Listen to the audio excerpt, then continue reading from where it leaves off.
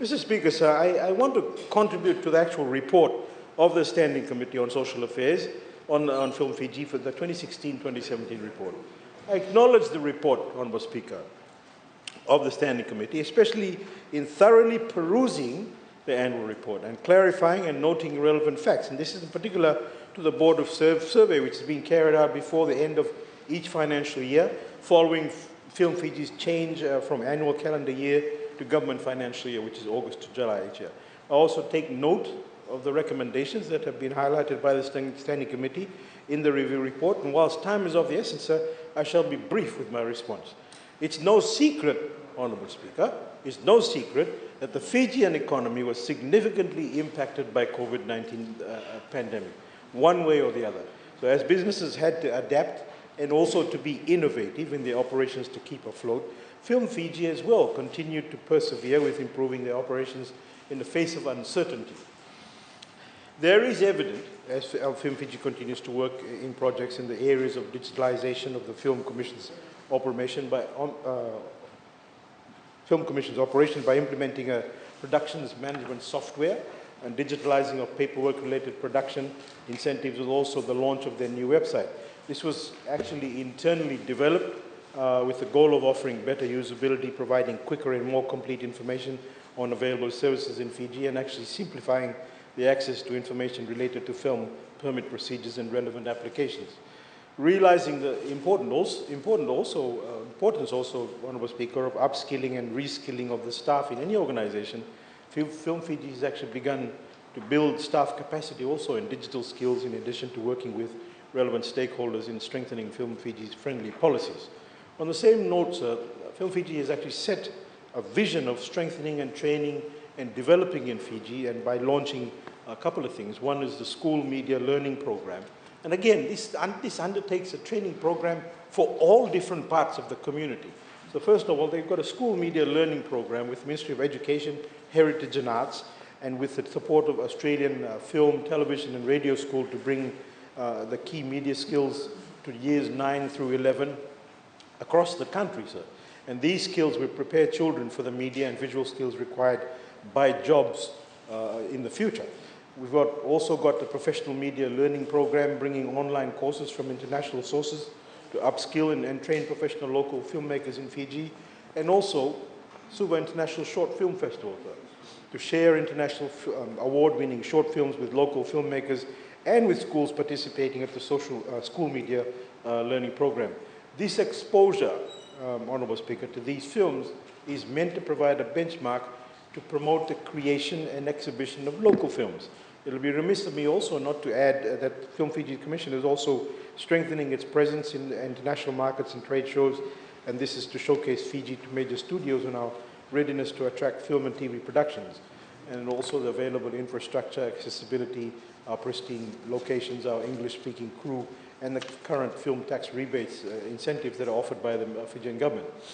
Whilst these projects have been highlighted to the Parliament, that they're actually commendable, Honourable Speaker, I wish to underscore the importance of the film industry to our Fijian economy. During the COVID-19 pandemic and with the gradual opening of our borders, Fiji actually facilitated the famous reality TV show US Survivor for seasons 41 and 42, and through the facilitation of the COVID-19 Risk Mitigation Task Force, CRMT. And this generated employment, my dear friend, this generated employment of 408 locals and created $70 million worth of new economic activity, and that's during COVID. And this was across the board for everybody. Honourable Speaker, sir, for this year alone, till date, we have hosted 5 major productions, which created a local employment of 690 odd persons, with a new economic activity of about $110.25 million. Similarly, we've got about 55 productions that have also filmed on our shores and generating employment to 99 locals and creating new economic activity of $4.6 million. Prior to the pandemic, we had attracted 57 odd productions, which contributed about $43 million to the Fijian economy in 2016. In the following year, Fiji hosted around 73 productions, which in turn generated an increase of 173.95%, which is to $117.8 million of new economic activity collectively for 2018 and 2019. And we facilitated a total of 203 productions, which contributed about $358 million to our economy. Additionally, film and TV productions have also contributed, and I hope you're listening. Additionally, film and TV productions have also contributed towards the surrounding communities as a gesture of goodwill and commitment to the development of Fiji. So don't tell us that we're desensitized, we're taking some particular part of our community out. These donations also range from school items, books, desks, household care packs, medical equipment, generators donated in cash to women's funds and education funds, to name a few. Over the years, Film Fiji has developed new skills and talent in a number of areas that are required by production companies, and the Film Fiji database provides a list of talent and skills that Fiji has to offer and are engaged by the production companies. This is actually quite a specialized skill in the film industry, so it's not like you can hire anybody in the film industry to do these things. But we're going through the necessary training with all the productions that actually come to Fiji. So local vendors are engaged to supply products and services to these particular productions. And these actually include hotel accommodation, land, air, sea transportation, catering, hardware and building materials, equipment hire, financial insurance and professional services. And there are also investments, Honorable Speaker, by locals into new areas of business that can provide technical support to industry, for example, set and prop designs. In addition, Honorable Speaker, the benefits are not limited to just employment and business, but includes payment of location fees to landowners where the production is located. Most productions have been undertaken in maritime zones and smaller townships. And I'll just stop there, or pause there for a moment, Honorable Speaker. You just heard what I said about payment of location fees to landowners. All of this is done in conjunction with ITLTB. So you can't say that we're leaving somebody out. Anything and everything that happens, they are very sensitive about where they film and what they do within a particular location. So please don't mislead the public by saying that we're being desensitized and we're actually, as you said, culturally derogatory in the way we actually operate, or the filmmakers operate. Because they do it in conjunction.